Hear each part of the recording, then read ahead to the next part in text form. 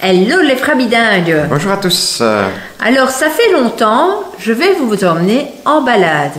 Et une fois n'est pas coutume, en balade dans les campagnes belges. Pendant que chouchou... Je m'occupe de l'onduleur et de monter une station météo. Alors les campagnes belges, c'est pas l'Amérique du Sud, c'est pas aussi beau quand même. Hein? Non, du tout, du tout. Et la météo? Et la météo, c'était caillant. C'était caillant.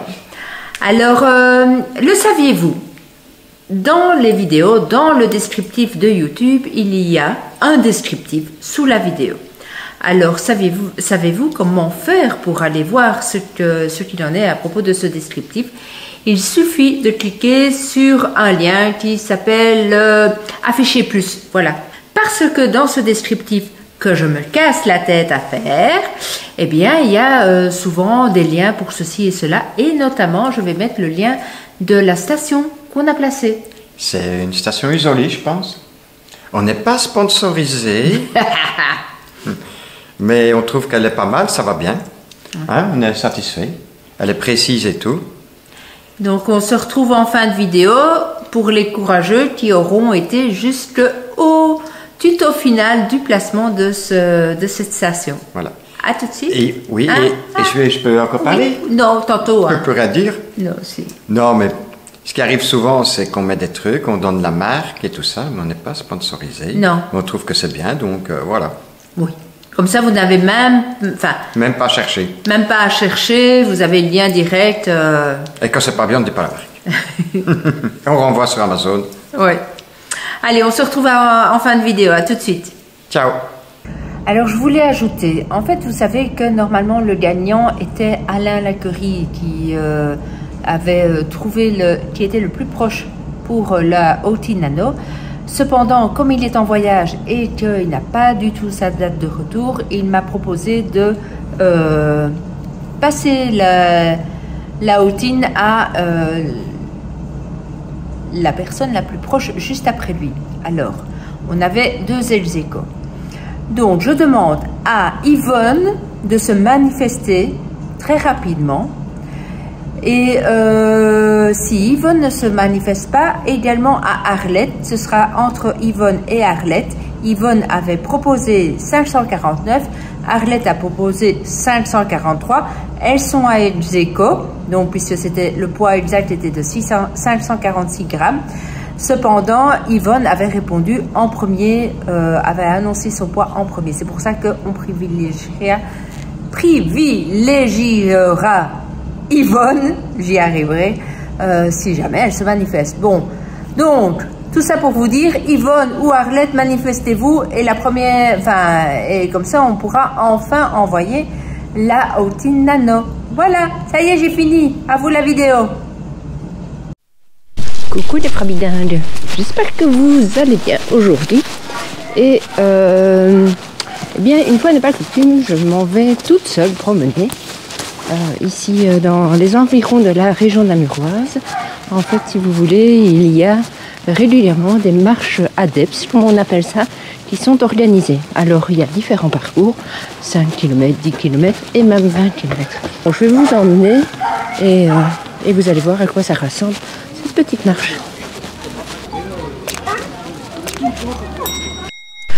Nous avions donc le choix entre 3, 5, 15 et 20 km. Alors juste avant, là je viens d'aller m'inscrire juste pour savoir la couleur des 5 km et je vais vous montrer. Donc les chemins sont balisés. Voyez. Et moi je vais faire la petite marche de 5 km là en bleu. Il suffit de suivre les flèches et puis après c'est parti. Allez, c'est juste un petit décrassage. Malgré le froid, là, comme vous voyez, les marches sont très populaires. Et évidemment, on a aussi droit à un très très beau soleil. Donc, c'est ça qui est chouette. On en profite de s'aérer. Après la semaine de boulot et avant la grisaille de la semaine prochaine. On est donc à Lèves, à côté de Wépion de Profondeville. Comme je vous le disais, dans la région namuroise, l'entité de Profondeville. On va voir si ça va être chouette. Une marche ADEPS est donc une activité de randonnée organisée par l'administration de l'éducation physique des sports en Belgique. Ces marches sont ouvertes à tous, quel que soit le niveau de forme physique, et se déroulent généralement sur des parcours balisés dans des environnements variés comme des villages, des forêts ou des paysages naturels. De cette façon, j'ai l'occasion de découvrir les rues des villages tout en profitant d'une belle promenade. Voyez-vous, c'est tellement bien fait qu'on vous indique la direction à ne pas aller. Et puis là, on reprend. On va essayer de ne pas se démêler parce que, comme vous voyez, c'est un peu glissant, gadou, humide. Voilà. Je vais passer derrière chez mon ami qui avait pas le courage d'aller marcher. Je vais lui faire un petit coucou d'ici au-dessus.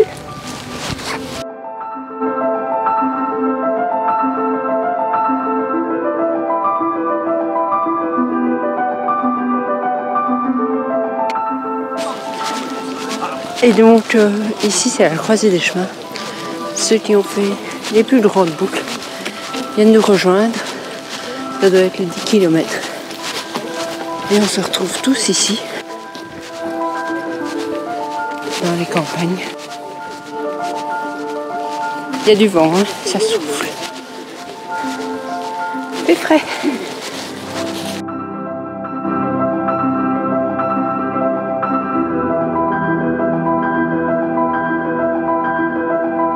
C'est donc ici que s'achève la petite randonnée. La boucle est bouclée. Un peu moins de 5 km. Et voilà. Et voilà. Évidemment. Et voilà. Pendant que je pars me promener, Chouchou reste actif autour de Walter. Il en profite pour nettoyer l'onduleur, s'assurant qu'il fonctionne parfaitement. Hello, hello. Donc j'ai fini de polir le camping-car. Et alors ici, je vais démonter l'onduleur. J'ai triché, j'ai déjà retiré les 2 vis là. Et les 4 vis en dessous. Et on va voir ce qui se passe dedans. Je l'avais déjà nettoyé une fois pendant le voyage. Il y avait plein de crasse. Et bien ici, on va voir ce que ça donne. Hein.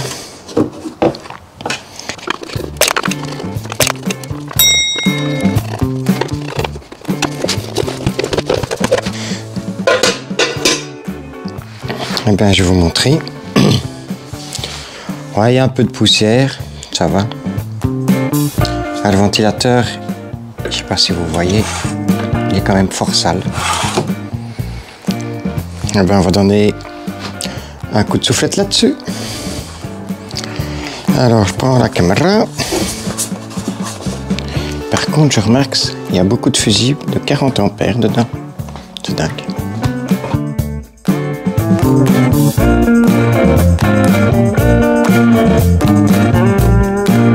Ouais, je vais quand même vous montrer le ventilateur. Vous voyez, il est quand même crado. Et là, on voit, il y a quand même beaucoup de poussière. Donc, je demande pas ça pour rien.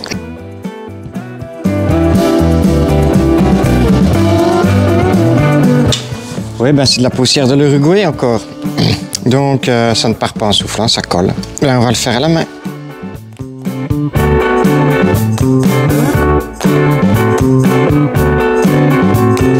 Regardez comme c'est sale. Et j'ai déjà passé avec une loque propre. Enfin, une loque humide. Voilà, je vous montre. C'est déjà mieux.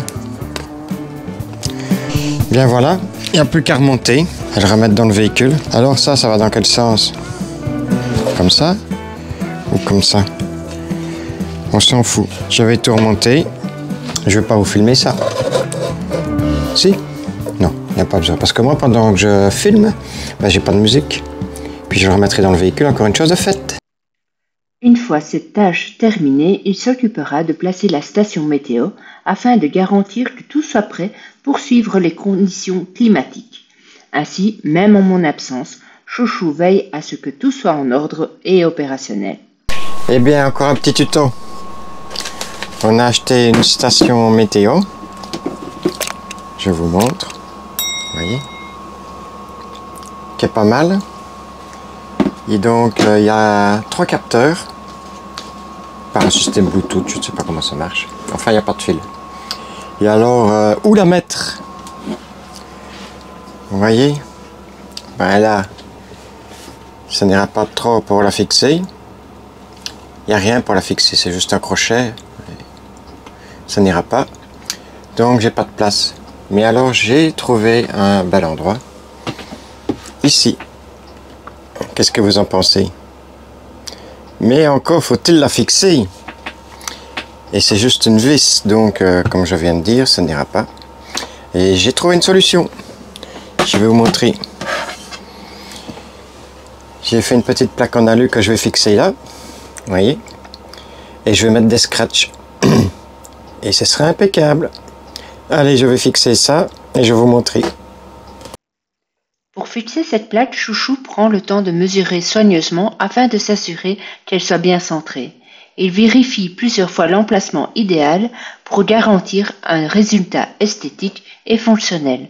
Cependant, grâce aux scratchs utilisés pour la fixation, il pourra facilement ajuster la station si nécessaire. Cela permet d'avoir une certaine flexibilité au cas où des modifications seraient requises après la première installation. Ainsi, Chouchou s'assure que tout soit parfait.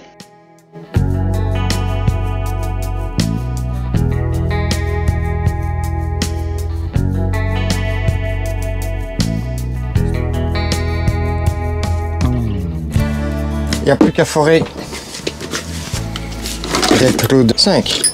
Comme à son habitude, mon chéri veille à rester propre tout au long de son travail. Même lorsqu'il perce des trous, il prend soin de ne pas laisser de désordre derrière lui. Pour cela, il n'hésite pas à utiliser l'aspirateur pour éviter que la poussière ne se disperse. Vous l'avez sans doute déjà remarqué, cette attention aux détails montre à quel point il est soucieux de l'environnement de travail, s'assurant que tout reste propre et ordonné, même pendant les tâches les plus salissantes. Ouais, c'est des vis. Bon, c'est des vis de 6, de 5, mais je vais quand même forer à 6 comme ça, j'ai un peu de jeu. Je vais forer un petit peu de travers.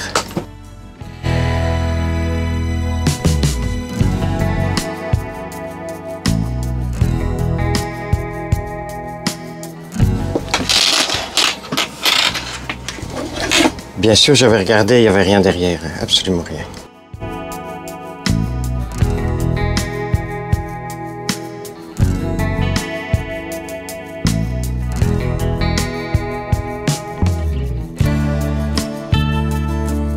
Et voilà, la plaque est mise, du scratch.